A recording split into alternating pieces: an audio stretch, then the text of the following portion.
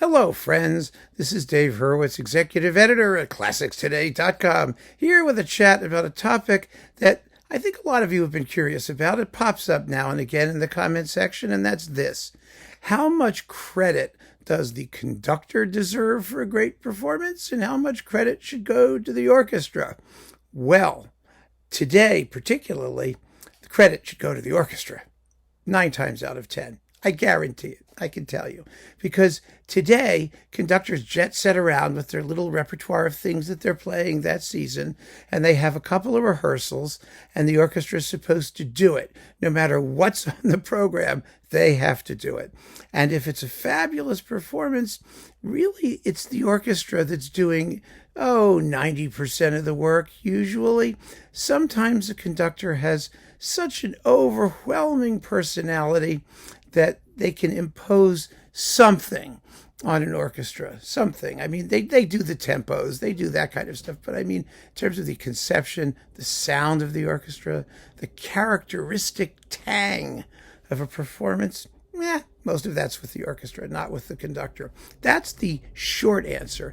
But there are, as usual, in the wonderful world of classical music, many, many nuances. And I want to talk about a few of them because it really depends on the kind of orchestra you're dealing with. Let's be clear. If you're dealing with like a community orchestra, such as I played in for many decades, the conductor deserves a lot more credit because the orchestra sucks and they have to really teach the music to the orchestra. I remember vividly, and this is a wonderful example of this. We were doing Martineau's Fourth Symphony because they were foolish enough to put me in charge of the repertoire committee. And we were doing all kinds of interesting repertoire, which was really fun. It was really fun, but it was totally unfamiliar to a community orchestra that basically wanted to do nothing but like Handel's Concerti Grossi for strings, things that were easy and tuneful and that everybody knew. And here we were doing music that was contemporary and totally unfamiliar and horrendously syncopated and strange in sound, full of non-functional harmony. And the odd thing about it is that although the fast parts were difficult technically because of the rhythm, the slow movement is what was really throwing everybody off. The strings just couldn't get it because, let me tell you right away, 99.9999% of all the problems in an orchestra involve strings, particularly a community orchestra, particularly the violas. So the problem is that the opening of the slow movement of the symphony, of Symphony Number 4, has lots of really strange, dissonant chromatic harmony and intervals getting from one chord to another that don't make any sense. It sounds marvelous. It sounds quite affecting and beautiful. But if you're playing it, they kept thinking that they were wrong. And I was talking to the conductor, who was an incredibly nice guy and really diligent. He was actually a court officer in his day job. He ran around with a pistol and whatnot in the court system. And since I was working in real estate and often had lawsuits, I used to see him in court regularly. So we were talking at some interval, either in court or somewhere else. And he said to me, they're just not getting it. I don't know what to do. I mean, we play it over and over. They just don't get it. So I made a suggestion. I said, look, the problem, I think, because I was sitting in the back in the percussion section listening to this horror show unfold every rehearsal, I said, look, they just don't know where they are in the harmony. It's too unfamiliar. Let them play the opening because it's pianissimo, very gentle. Make them play it forte.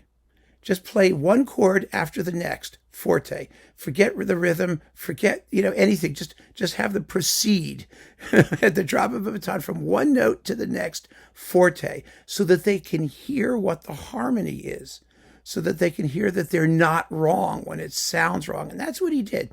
He went into the rehearsal and said, look, I'm just going to do this. Every time I do this, you change your note, and I want you to hear what the harmony is. And he made them listen to it, and voila! We had no problem after that. They just became comfortable and they relaxed into it.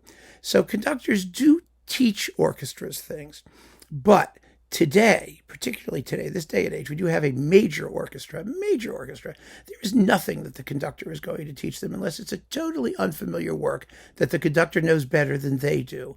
And that's very rare. Either it's a new work that nobody knows at all, and everyone's just relying on their professional instincts to get through it, in which case the orchestra is usually far better than the conductor, or it's a work that they have played a billion times before, and the orchestra knows it much better than the conductor does because they've played it under numerous conductors for decades. Whereas for the conductor, it may be a relatively new addition to their repertoire. You don't know. So with today's orchestras, these fabulous bands, they can play anything. Half the time, they don't really even need a conductor. I remember the London Symphony Orchestra used to boast that it could play Stravinsky's Rite of Spring without a conductor because it had recorded it so many times and played it so many times. Remember, I made recordings with Bernstein, then it did one with Abato, then it did more.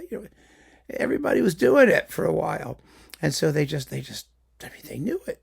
They knew it, and it was a corporate identity. They knew the thing well. So yeah, the conductor seldom gets the credit.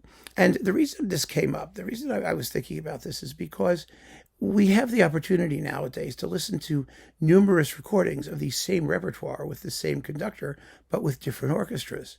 And the differences in sound are often simply the differences from one orchestra to the next. It's nothing the conductor had anything to do with or had any say in. And it always amazed me because I used to think to myself, why doesn't he tell them? Why doesn't he let you hear the tam-tam or the percussion? Why don't you hear the woodwinds? Why the number of conductors who could whiz into an orchestra and impose their sense of sonority, their characteristic sound, is extremely rare. Really, really rare. One of them was Stokowski. Leopold Stokowski could fly in and have an orchestra sounding like something other than what they ever sounded like. It was kind of amazing. He could do it. Otto Klemperer could do it with his forward wind balances and lean sonorities. A lot of that has to do with, especially if it's normal repertoire, standard repertoire, has to do with the fact that what we don't know, what you don't hear or see, what you hear it, but what you don't see is all the work that's going on behind the scenes. Most conductors who had characteristic works had their own parts. That was definitely true of Stokowski. I know it for a fact because he used to reorchestrate everything. And whenever he went and played Scheherazade, say, with another orchestra, you heard the added xylophone part that Rimsky-Korsakov never wrote. You heard all the harps and the strings and the stuff and the reorchestration. He had to be working from his own parts. I mean, there may have been times when he didn't have them and he did things, ad hoc. Or, normally what a conductor will do when they're coming is they'll send a copy of their conductor score to the orchestra's librarian. And the librarian is responsible for entering all of the changes. It's a marked up score. And they have to enter all of the changes into the existing parts, which the orchestra usually owns. That's why if you look at old orchestral parts, or if you've rented parts from a library, if you've played in an orchestra, you see, layers of accretions, of erasures and diddles and things, both from rehearsals on the fly, where the conductor is given instructions to the players to do certain things, or from just the history of having, one conductor after another have their particular idea of the piece entered into the actual parts, so that the conductor doesn't actually have to do very much on the day. Some conductors, really pretend to be in control, and they're not. I mean, they're just not, because of the fact that it's all been worked out before in rehearsal. And so the players don't have to pay any attention to them at all, as often as not. I remember vividly a recording of Bolero with Charles Dutoit and the Montreal Symphony. Now, Bolero, I mean, really, Bolero? What is there to conduct? You just start it off and let it run. You don't have to do anything.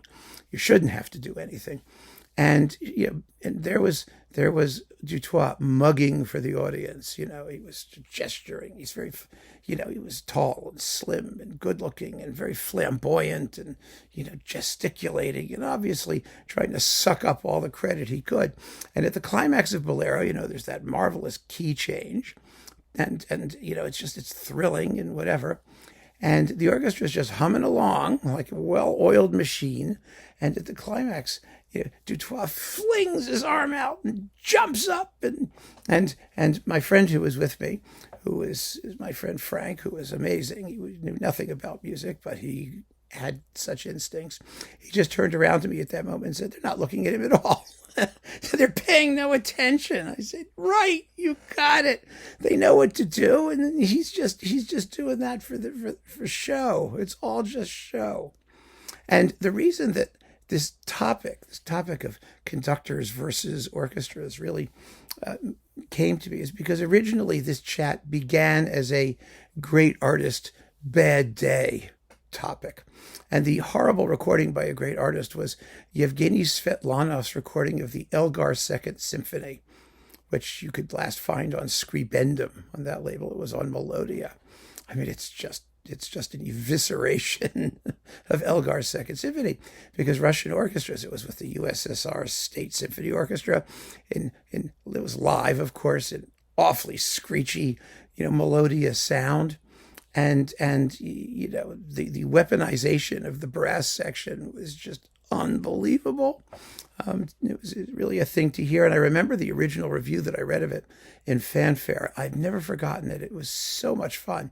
It was just a little paragraph that it began with something like, "If you regard, Elgar's Second Symphony as the decadent remnant of a vile imperialistic culture best forgotten, then you might get there may be some merit to this bloated and obscene performance." It was something like that, It was just marvelous. And it was bloated and obscene and totally unidiomatic and screechy and terrible. But the funny thing is that when Svetlanov came to London and made some recordings, you may recall that for EMI he did Scheherazade, he did Glazenov's The Seasons, a couple things. He made a few records. His recordings in London were slack and rhythmless and soft-edged, whereas in Russia they were vulgar and noisy and trashy. I mean, the reason I didn't do that as great artist, bad day, is because I wasn't sure Svetlanov was a great artist to begin with. He was a major artist. He made lots and lots and lots of records. He got along with the regime. But a great conductor? Not really. Probably not. Sometimes he could be. Sometimes he did that fabulous, the Brahms First Piano Concerto on EMI. But generally speaking, he was kind of scary. And so the difference, of course, was the orchestra. This guy wasn't going to make the London Philharmonic or the Philharmonia or whoever the hell it was. He was not going to make them sound like the USSR State Symphony Orchestra. He just wasn't going to, because that wasn't their sound. It wasn't what they did. Now, an amazing conductor, a compelling conductor with a magnetic personality, yes, they could probably do something. They could do something to alter the way that the orchestra sounds. But there are very many more orchestras with distinctive corporate sounds than there are conductors. Some of the orchestras that have maintained a corporate identity, the Cleveland Orchestra, ever since George Sell, of course, the Vienna Philharmonic, the Czech Philharmonic, the Staatskapelle Dresden, the Royal Concertgebouw Orchestra. I mean, these are great, great ensembles with a history that overwhelms the quotidian appearance of today's flavor of the month conductor. And 9 times out of 10, of course, the conductor is standing up there getting in the way of what the orchestra would normally be doing so well. And if it goes well, the conductor takes all the credit, but the orchestra really deserves it. And so, one of the things I emphasize on this channel, and of course when we're talking about recordings and reviewing recordings, is the orchestra, is the sound of the orchestra and what the conductor manages to do to affect that. And that's also one of the reasons why I have, a certain skepticism toward these pickup orchestras that come together and all of a sudden they're supposed to be the best orchestras in the world. People just aren't listening. I mean, that was certainly true of Claudio Abbado when he was doing the Lucerne Festival. Everyone said, "Oh, it has all the great players in the universe." Well, that's true, but it had no corporate identity whatsoever under Claudio Abbado. Zero. It was a boring ensemble to listen to in terms of its character and its cohesion. And it's just as true with John Wilson and the Sinfonia of London and that dismal Daphnis and Chloe that he did recently. A work that requires a certain level of color and atmosphere, and a pickup orchestra that doesn't play it all the time or isn't familiar with it, they just aren't going to do it. And he's not the kind of conductor who's able to impose his will on the ensemble in that way. So this is just some stuff for you to think about. I think it's a very interesting topic that we will continue to explore. Keep on listening, friends. Thanks so much for joining me. Take care.